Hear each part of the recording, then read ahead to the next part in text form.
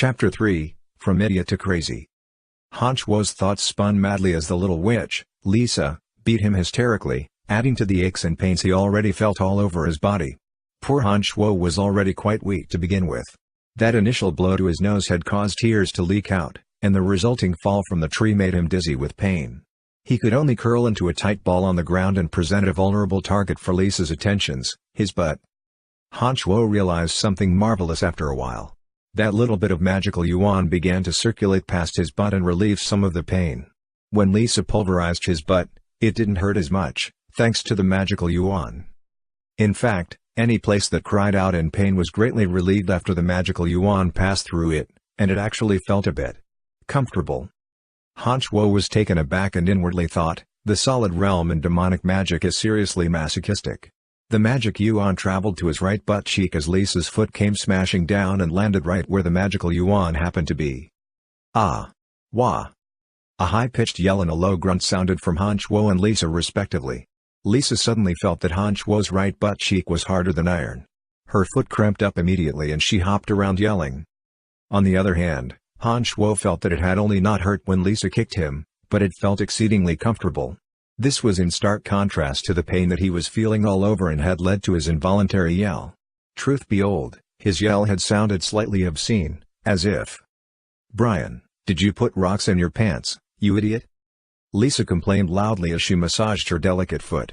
Several other necromancy major girls suddenly appeared around Hanchuo and Lisa, each staring at him with sleepy, cold eyes. His nose had stopped hurting and his tears were finally under control.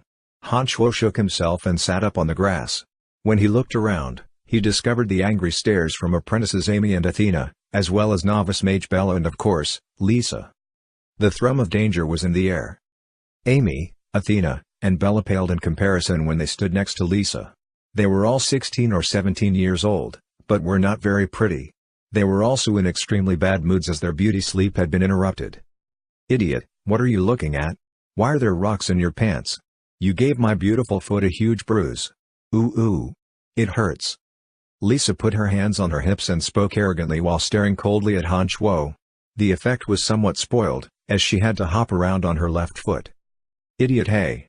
Hanchuo cackled inside and put on an innocent expression. He gave a dumb-sounding hey after he pulled himself up with some difficulty and said, "Nuh-uh, I don't have any rocks in my pants." He turned around so his butt was facing the four necromancy major girls and started undoing his pants as he spoke. 4 panicked screams split the air before he'd pulled his pants down, and the frantic sound of running feet followed shortly thereafter. "Brian, you idiot! Pull your pants up immediately or I'm going to kill you!" Lisa yelled hurriedly, but one could hear a note of panic in her voice. "Oh!" Hanchuo answered dumbly, but continued to chuckle sinisterly on the inside. "A bunch of naive little daisies, see how I'm going to take care of you." After he put his pants back on, Lisa took a close look at Hanchuo. As the 4 girls now stood in front of him again, she said fiercely, "I can forget the fact that you hid rocks in your pants, but what were you planning to do on the tree outside my window in the dead of night?" Hey, came 2 dumb-sounding laughs in response to her question. Hanchuo pointed at a ragged bag on one of the tree's branches. "To get that down. Why are you chasing after a trash bag in the middle of the night?" Lisa yelled angrily as she thought, about to pop from anger. At the moment, novice mage Bella sighed lightly and said to Lisa, "Hey Lisa, can't you see that Brian has gone mad? Looks like instead of killing him, your ghoul drove him insane instead. What's the point of getting mad at a crazy person?" Athena seemed to be quite sleepy as she covered a yawn. "Oh. There's still class tomorrow. I'm going back to bed, Senior Lisa, you can handle this." Amy appeared to pity Hanchuo as she minutely shook her head, sighing softly after staring at him briefly. She didn't say much and turned to leave like Bella.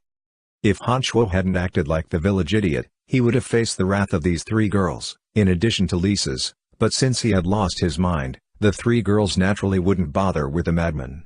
Thus, they left him alone and returned to their warm beds. When the 3 female students left, it was only Lisa and Hanchuo again.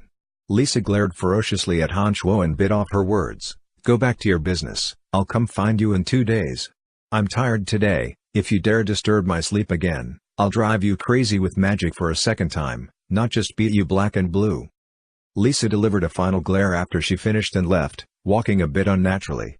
A soft exclamation of "ouch, this hurts," I can't believe that idiot put rocks in his pants. He was definitely driven crazy by my ghoul, floated out when she walked through the door. Silence descended again as Lisa went in. Han Shuo felt a belated shiver of apprehension as he watched her walk in. Good thing this Lisa hadn't used necromancy magic, otherwise with her rank as a novice mage, another ghoul would have actually driven him crazy.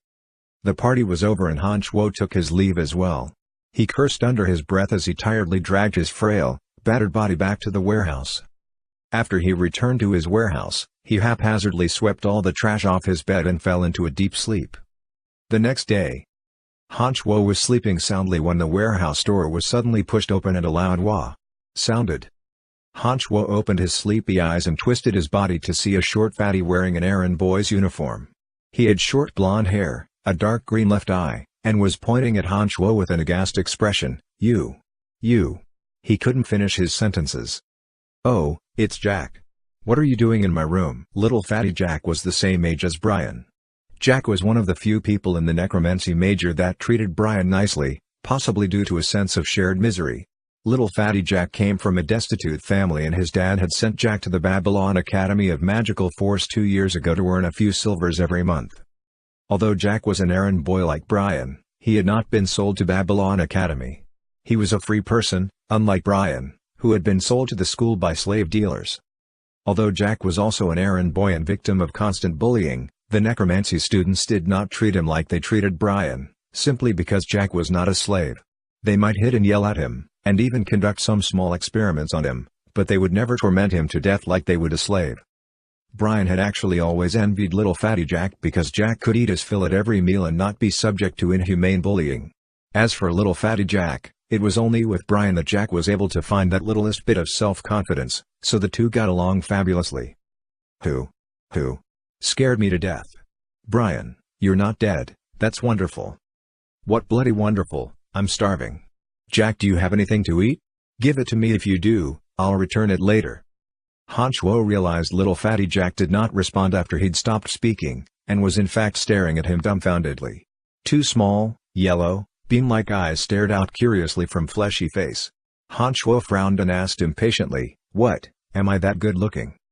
Jack started and looked even more strangely at Han Shuo. You've never asked me for food in all these years. You would only eat if I gave you food. You've also never talked to me like that. Brian, you're a little different. A bit startled, Han Shuo reflected that Lisa and co. had been unable to see what was different about him, but Jack, that silly fatty, had sussed it out with Han Shuo's first sentence. Han Shuo rummaged through Brian's memories after a while, and discovered that Brian basically never spoke to the necromancy students. He did whatever people told him to do with no interaction whatsoever, but Brian and Jack would occasionally talk to each other. Granted, most of the time it was Jack talking and Brian listening. The two had spent a long time together, no wonder Jack had quickly discovered the differences. Han Shuo glossed over the moment with a smile and said, I was hit by Lisa's ghoul and almost died. After that incident, I felt that the way I was living before was wrong and wanted to make a change. Jack breathed a sigh of relief at Han Shuo's explanation and nodded, I see. I thought the ghoul hit you and turned you into an idiot. Han Shuo. Here, this is some black bread that I've stashed away. Go ahead and eat it. It's such a good thing that you didn't die. When everyone thought you were dead, they gave me your tasks because we haven't found a new errand boy yet. Because of that I've had to come here super early this morning. I was in a rush and accidentally bumped into Bach. He beat me up, I even have a bruise on my left eye. Little fatty Jack relayed happily as he passed a piece of gray bread to Han Shuo. It would seem that he was delighted to not have to do Brian's work. Han Shuo violently bit off a piece of bread as he looked at the green bruise circling Jack's left eye. He spoke furiously, Bach hit you again. He's too full of himself. Come, let's go get revenge. Jack hurriedly jumped up in fright and restrained Han Shuo using his body weight. He exclaimed, Brian, are you crazy? Aren't we used to this by now? Bach is an apprentice in necromancy. It's not the first time we've been beat up, it's good enough when he leaves us alone. What revenge can we get? Han Shuo laughed coldly, don't worry, I've got my ways. Yes, I am crazy, by now all of the necromancy students know I'm crazy. Yeah, I'm damn crazy, who am I afraid of? Han Shuo bellowed as he dragged Jack proudly out of the warehouse. The magical yuan within his body seemed to churn faster. Chapter 3, From Idiot to Crazy.